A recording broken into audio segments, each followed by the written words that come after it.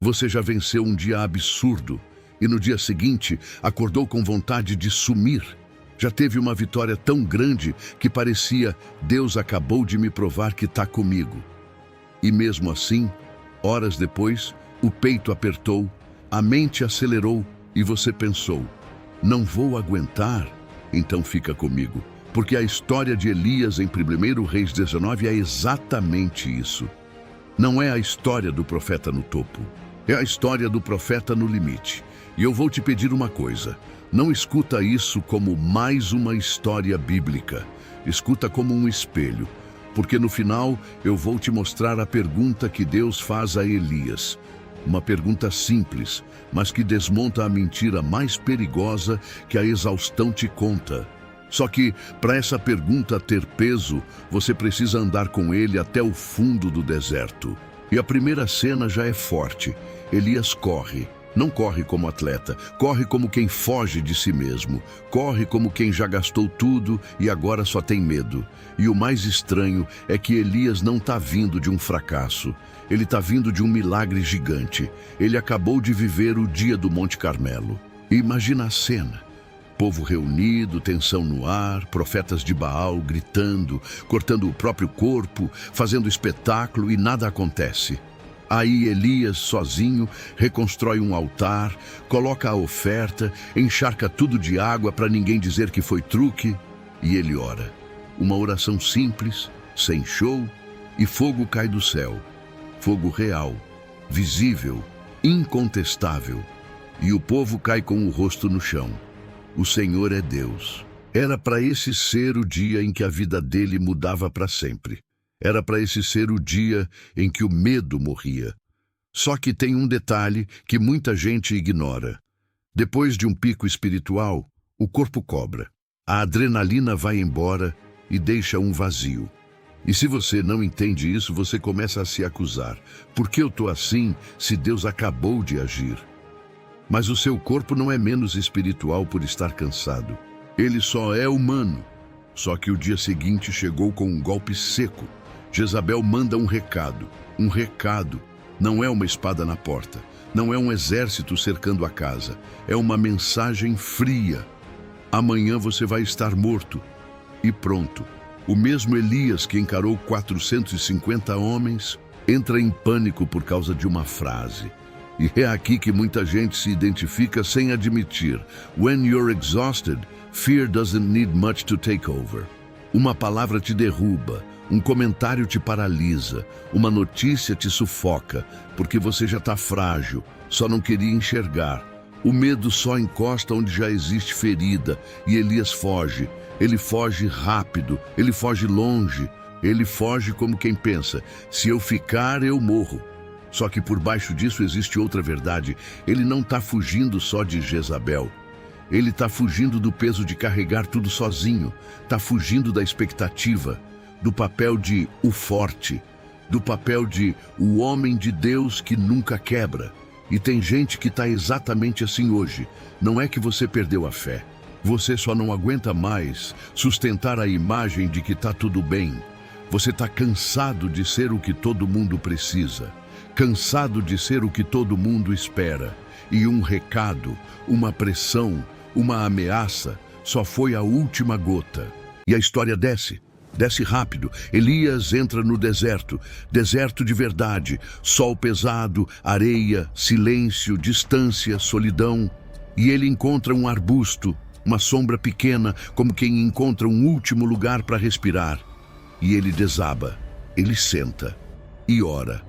Mas não é oração bonita, não é oração arrumada, é oração de colapso. Basta, Senhor, tira a minha vida. E presta atenção, isso não é falta de fé, isso é o grito de alguém que chegou no fim do próprio combustível.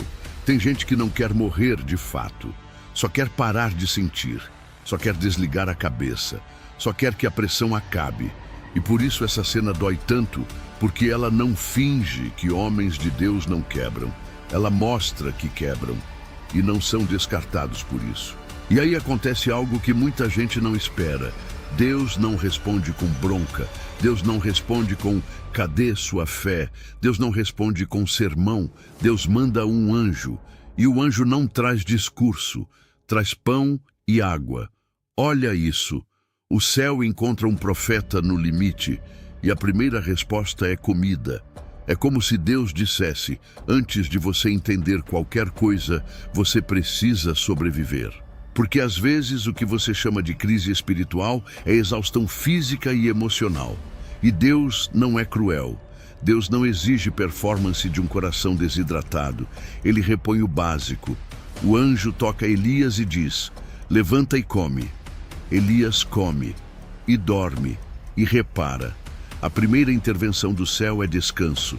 Elias dorme como quem apaga. E o anjo volta de novo, com mais pão e mais água. Não é uma visita única, é cuidado repetido, é insistência. E a frase do anjo é simples e pesada: levanta e come, porque o caminho será longo. Isso aqui é o oposto da espiritualidade tóxica que diz: se esforça mais. Deus não diz aguenta firme, ele diz se alimenta, porque tem caminho sim. Mas você não vai atravessar esse caminho com fome e sem sono.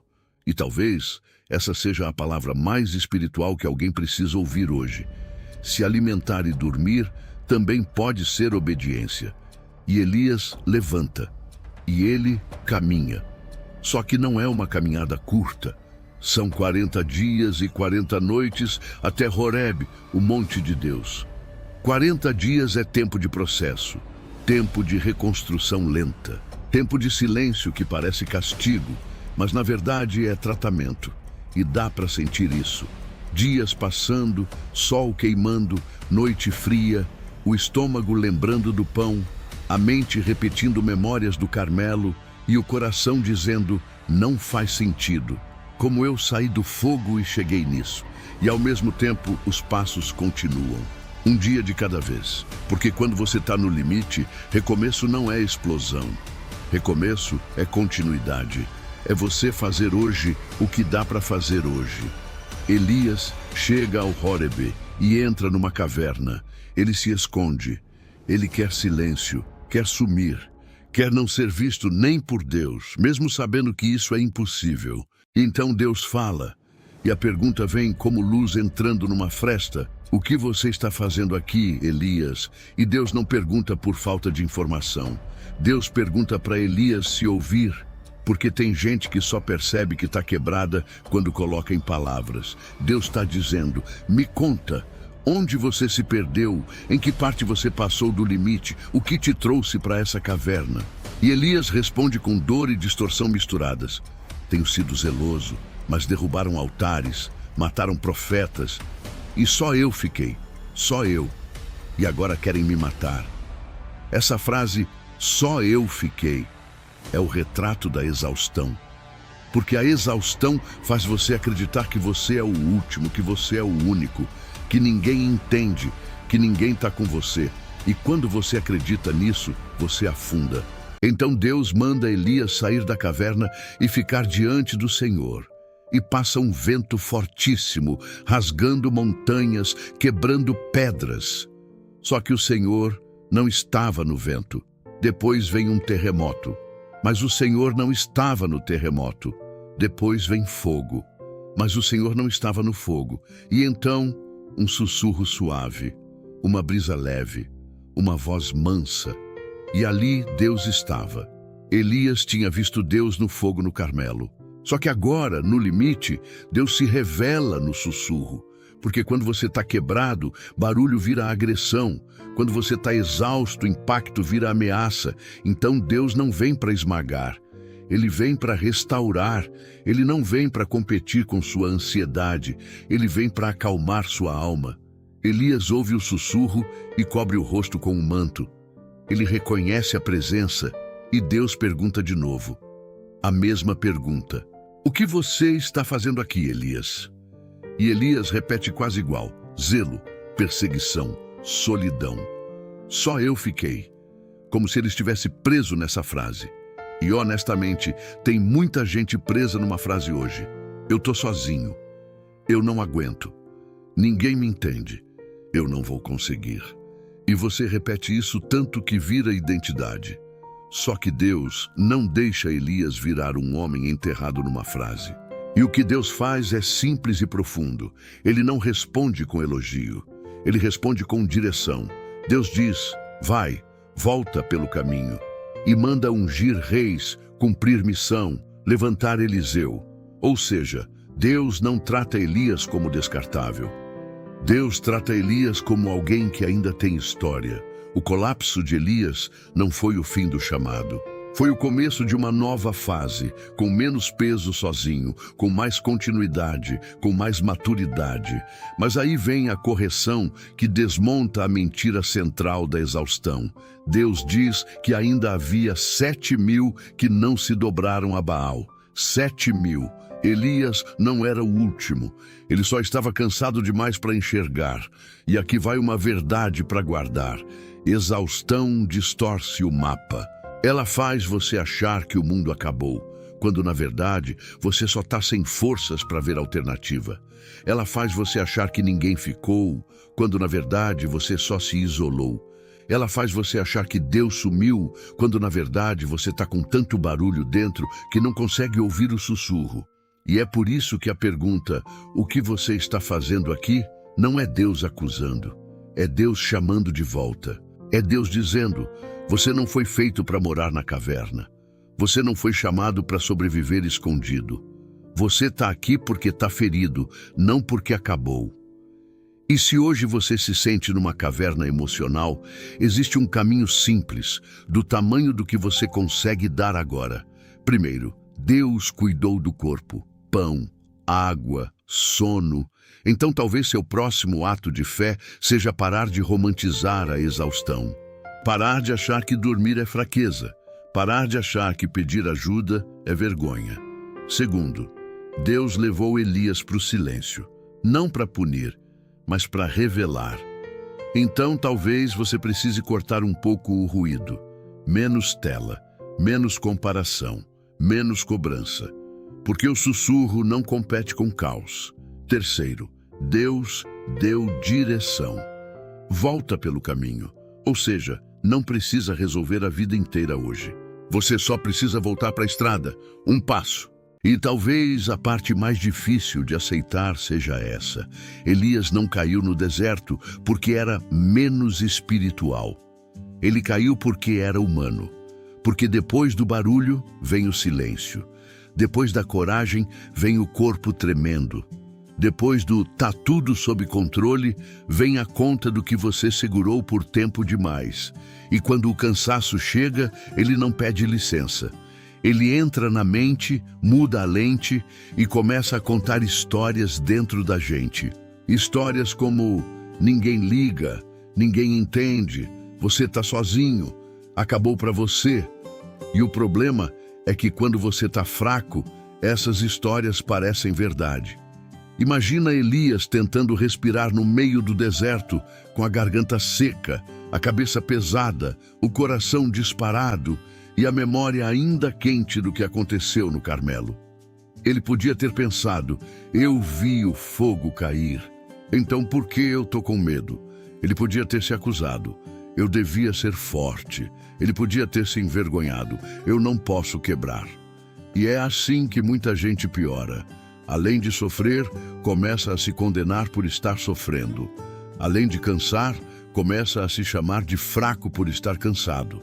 Além de sentir medo, começa a se acusar por sentir medo. Só que Deus não entra nessa lógica. Quando o anjo traz pão e água, não é só alimento.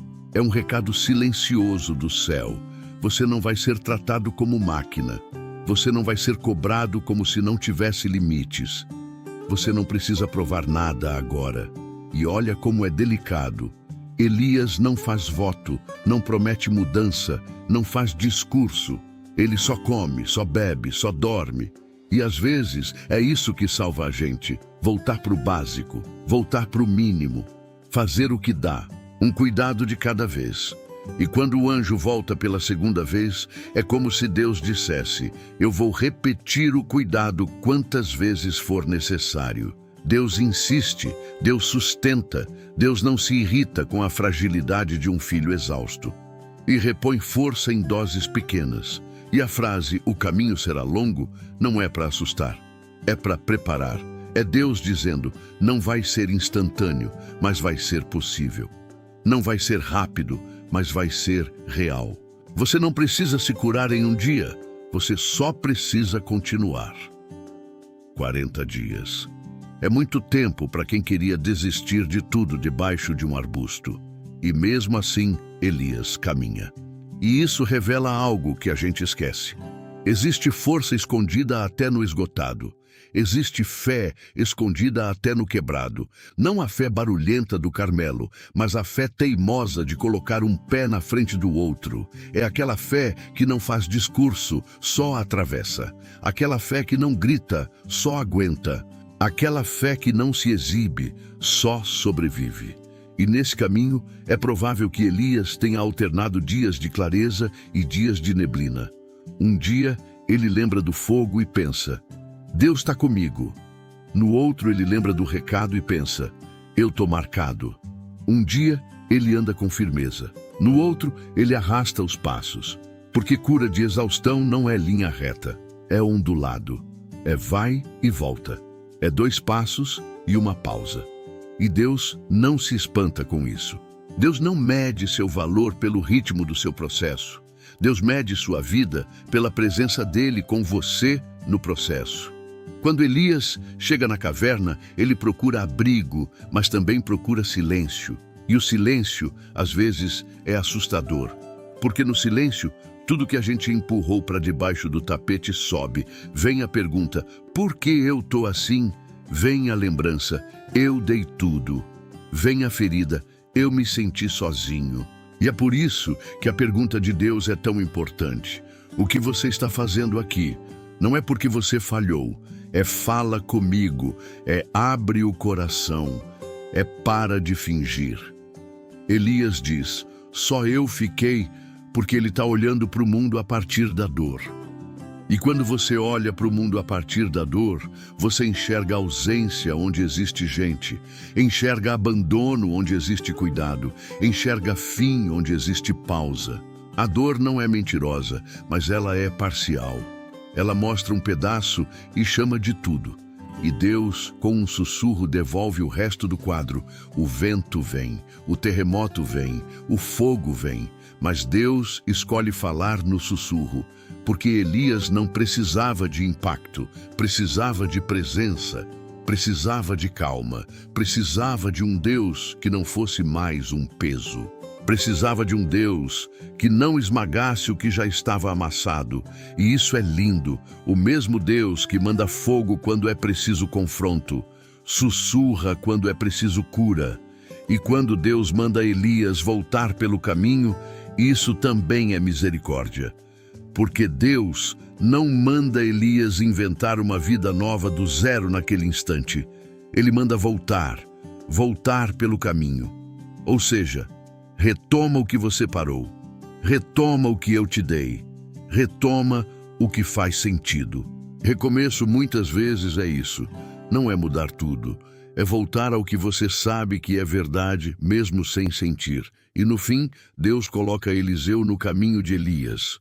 Como se dissesse, você não vai carregar tudo sozinho para sempre. Você não vai ser uma ilha. Você não precisa provar que dá conta de tudo. E isso é um corte no orgulho e uma cura na alma. Porque tem gente que confunde fé com autossuficiência. Confunde espiritualidade com aguentar calado. Confunde maturidade com não precisar de ninguém. E Deus desmonta isso com um simples fato. Havia 7.000, havia gente, havia continuidade, havia apoio que Elias não enxergava. Então, se hoje você está no limite, eu não vou te prometer que amanhã você vai acordar com tudo resolvido, mas eu vou te lembrar do caminho que Deus mostrou aqui. Ele te sustenta antes de te cobrar. Ele te alimenta antes de te enviar. Ele te acalma antes de te direcionar. E ele fala baixo, porque ele não quer te assustar. Ele quer te levantar. Talvez o seu arbusto seja aquele momento em que você para no meio do dia e pensa, não dá mais. Talvez a sua caverna seja quando você se isola e ninguém percebe. Talvez o seu recado de Jezabel seja aquela pressão que parece pequena, mas te desmonta. E talvez a sua restauração comece do jeito mais simples do mundo. Um pouco de descanso, um pouco de alimento, um pouco de silêncio e uma voz suave trazendo você de volta. E se você está ouvindo isso e pensando, eu queria ser forte como Elias, lembra, Elias foi forte no Carmelo, sim, mas ele também foi fraco no deserto, e Deus esteve nos dois. Deus não ama você só na sua coragem, Ele ama você na sua fraqueza também. Deus não anda com você só quando você vence, Ele anda com você quando você desaba. No fim, Elias não terminou a história debaixo do arbusto. Ele não ficou morando na caverna. Ele não virou um nome apagado. Ele voltou pelo caminho. Ele levantou outros. Ele continuou. E isso é esperança para você. O seu limite não precisa ser o seu fim. Pode ser o seu ponto de reencontro. O lugar onde Deus te alimenta, te silencia, te sussurra e te devolve para a estrada com fôlego novo e peso mais leve. Então respira. Se hoje você só consegue fazer o básico, faça o básico. Se hoje você só consegue levantar e comer, levante e coma. Se hoje você só consegue dormir, durma sem culpa. Porque Deus não está medindo você pelo seu brilho, Ele está sustentando você pelo amor. E quando a noite parecer longa demais, lembra do sussurro, Deus ainda está aí, e Ele ainda sabe o caminho de volta.